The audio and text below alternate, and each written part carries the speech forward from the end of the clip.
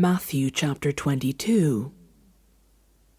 Jesus spoke to them again in parables, saying, "The kingdom of heaven is like a king who prepared a wedding banquet for his son. He sent his servants to those who had been invited to the banquet to tell them to come, but they refused to come. Then he sent some more servants and said, 'Tell those who have been invited that I have prepared my dinner. My oxen and fattened cattle have been butchered, and everything is ready. Come to the wedding banquet.' But they paid no attention and went off, one to his field, another to his business. The rest seized his servants, mistreated them, and killed them. The king was enraged. He sent his army and destroyed those murderers and burned their city. Then he said to his servants, 'The wedding banquet is ready, but those I invited did not deserve to come. So go to the street corners and invite to the banquet anyone you find.' So the servants went out into the streets and gathered all the people they could find, the bad as well as the good, and the wedding hall was filled with guests. But when the king came in to see the guests, he noticed a man there who was not wearing wedding clothes. He asked, 'How did you get in here without wedding clothes, friend?' The man was speechless. Then the man told the attendants, 'Tie him hand and foot and throw him outside into the darkness, where there will be weeping and gnashing of teeth. For many are invited, but few are chosen.' Then the Pharisees went out and laid plans to trap him in his words. They sent their disciples to him along with the Herodians.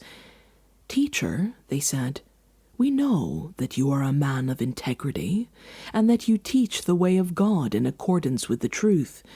You aren't swayed by others because you pay no attention to who they are. Tell us then, what is your opinion? Is it right to pay the imperial tax to Caesar or not?' But Jesus, knowing their evil intent, said, 'You hypocrites, why are you trying to trap me? Show me the coin used for paying the tax.' They brought him a denarius, and he asked them, 'Whose image is this, and whose inscription?' 'Caesar's,' they replied. Then he said to them, 'So give back to Caesar what is Caesar's, and to God what is God's.' When they heard this, they were amazed, so they left him and went away. The same day the Sadducees, who say there is no resurrection, came to him with a question. 'Teacher,' they said, 'Moses told us that if a man dies without having children, his brother must marry the widow and raise up offspring for her. Now there were 7 brothers among us. The first one married and died, and since he had no children, he left his wife to his brother. The same thing happened to the second and third brother, right on down to the 7th. Finally, the woman died. Now then, at the resurrection, whose wife will she be of the 7, since all of them were married to her?' Jesus replied, 'You are in error because you do not know the Scriptures or the power of God. At the resurrection, people will neither marry nor be given in marriage. They will be like the angels in heaven. But about the resurrection of the dead, have you not read what God said to you? I am the God of Abraham, the God of Isaac, and the God of Jacob. He is not the God of the dead, but of the living.' When the crowds heard this, they were astonished at his teaching. Hearing that Jesus had silenced the Sadducees, the Pharisees got together. One of them, an expert in the law, tested him with this question, 'Teacher, which is the greatest commandment in the law?'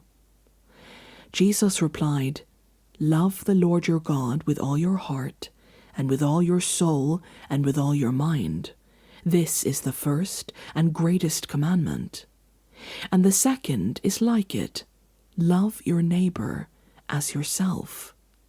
All the law and the prophets hang on these two commandments. While the Pharisees were gathered there, Jesus asked them, "What do you think about the Messiah? Whose son is he?" "The son of David," they replied. He said to them, "How is it then that David, speaking by the Spirit, calls him Lord? For he says, 'The Lord said to my Lord, sit at my right hand, until I put your enemies under your feet.'